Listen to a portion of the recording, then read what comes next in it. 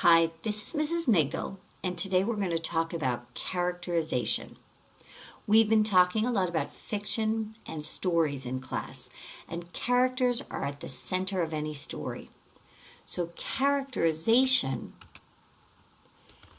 is the way an author develops a character. Now we're going to be taking notes for the next few minutes, and all of these terms are very important for you to learn. So make sure that you do what I do. And if you need to stop the video and go back and listen again, that's okay. So take your time and get all the notes that you need. So okay, characters. Characters. In any story, there are really two types of characters. We have the main character, and we call that character the protagonist. And then there's usually another character, and usually it's a character, but sometimes it's a thing or a force, but it's the character or force that causes the problem for the main character.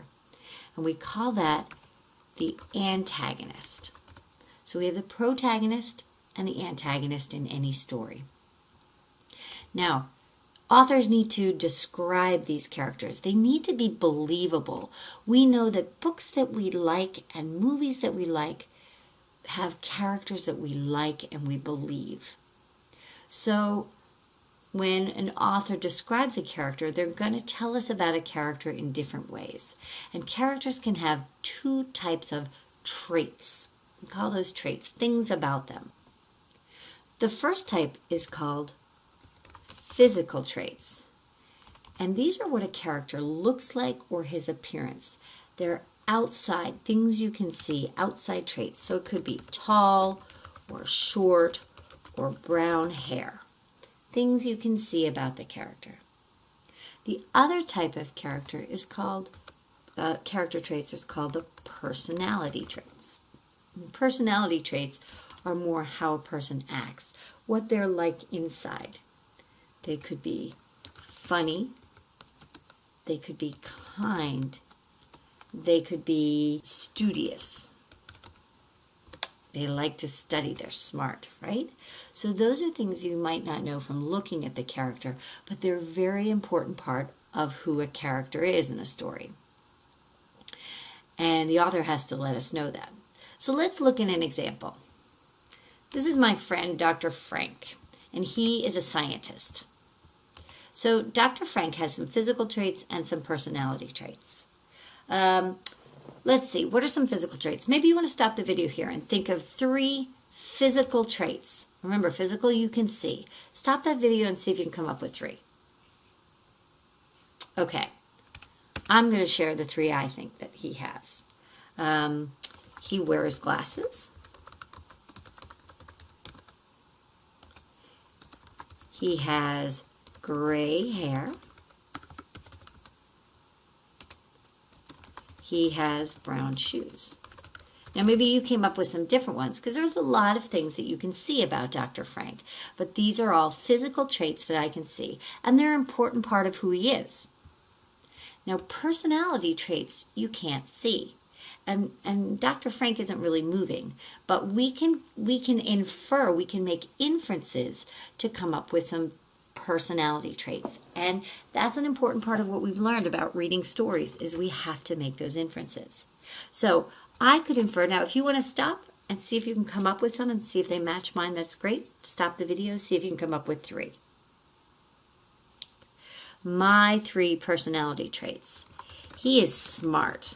I know that to be a scientist as a job, you've got to be pretty smart.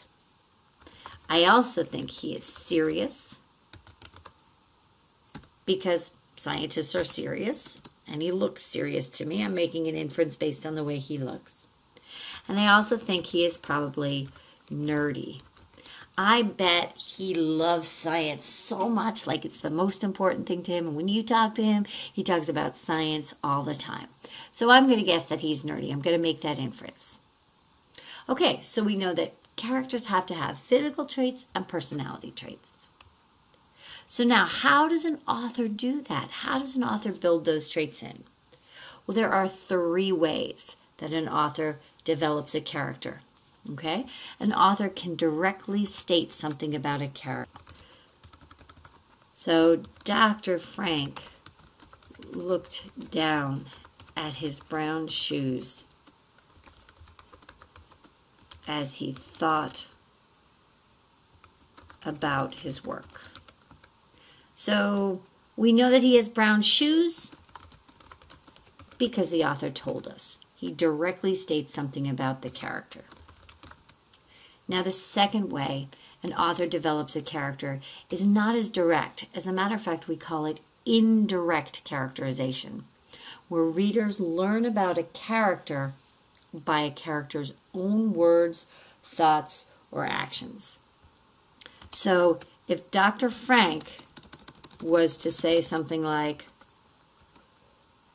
"Wow,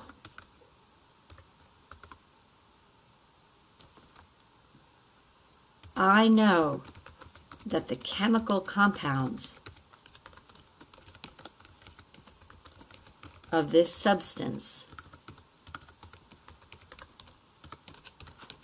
makes it very dangerous."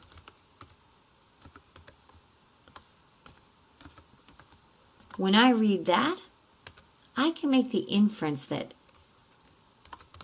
Dr. Frank is really smart. Doesn't come out and tell me that, but I know because only a really smart person would say that. So we figured that out indirectly. We can learn about a character by his own words, thoughts, or actions. And then the third way an author tells us about a character is by what other characters say about him. So if someone walked by and said, "Wow, he is so smart," that's kind of direct, but it's not the author saying it, it's another character saying it. And of course we know then Dr. Frank is really smart.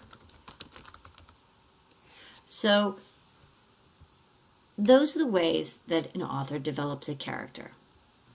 At the bottom of the document we have a quick review to make sure that you've learned the terms that you should know. So before you move on, make sure you know what characterization is.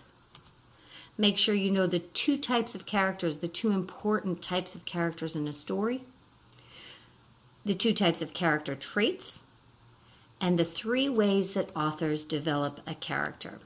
If you don't know those, take a look back. But I'll tell you what, there's a little cheat in here. There's what I like to call invisible ink. So characterization is the way an author develops a character. All you have to do is change this to black ink and you have the answer. Okay?